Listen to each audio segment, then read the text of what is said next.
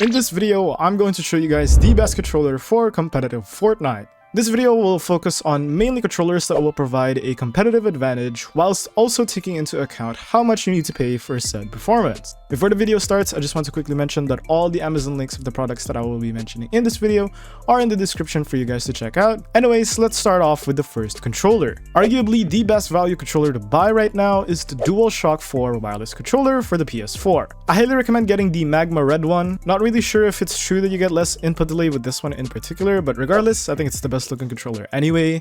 In my opinion, this is the best controller for Fortnite if you don't want to buy controllers with paddles. $38 to get the renewed controller is honestly massive value. The main selling point of this controller for me is that it's the easiest controller to claw. It's relatively small, so even people with small hands can claw on this controller. And besides that, you can also utilize the touchpad a lot easier than the standard DualSense PS5 controller. If you don't want to play claw, you can utilize the touchpad here just like this. And if you want to play on claw, you have so many options on the left and right side of the controller.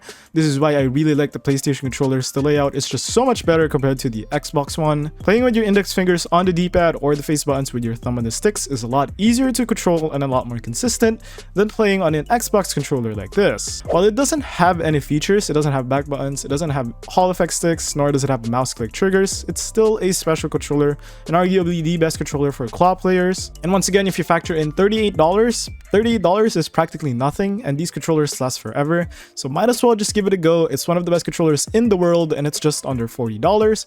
Very affordable for people, and I highly recommend it. The next controller we have on here is for the Xbox lovers, and this one is really good. The GameSir G7 SE controller is one of my favorite controllers because of how practical it is. In my opinion, it has the best back buttons possible on the controller. Me personally, I've used my friend's G7 SE and it's the most comfortable paddles I've ever used on a controller. And also, if you consider the fact that $45 for a controller that has two back buttons is honestly really good. You can set one of the paddles to jump and the other paddle for switch mode, and there you go. You have yourself pretty optimal binds despite not playing on claw. This is an Xbox controller layout, so it's a lot harder to claw, but with the ability to actually play with two paddles, it's honestly okay to be playing on non-claw here. The texture on the controller is also really nice. The grip is so awesome and it's one of my favorite grips on a controller ever. I've tried out so many different controllers and honestly the grip here is probably my favorite grip of all time. It doesn't have any trigger stoppers or mouse click triggers, but it does have a 0.1mm response time, making up for the absolute terrible debounce time that the Xbox controllers usually have.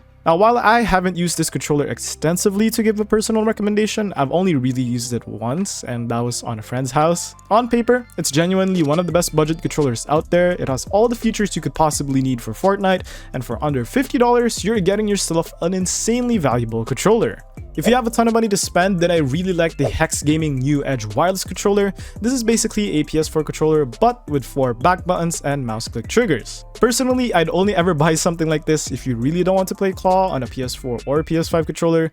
The PS5 controller version of this one is a little more expensive, so I highly recommend just getting the PS4 controller variant. They're basically the same, if not a little bit better. I also really like the design of these controllers, but that's just me. The Waves Blue is my personal favorite, and I wish I had this controller myself. $129 is still pretty high, but it's honestly very affordable compared to most controllers of the same caliber. The Scuff controllers go way beyond the $200 mark. Same with controllers made by other companies, so you're actually getting a pretty good deal for $129. I do recommend this controller if you want more paddles and if you want a maxed out controller, but to be honest, if you're looking to take Fortnite not that seriously, or if you're going to play claw anyway, then I recommend just getting the standard PS4 controller or the GameSir, which was previously mentioned in this video. Once again, I have all the Amazon links in the description for you guys to check out for yourselves.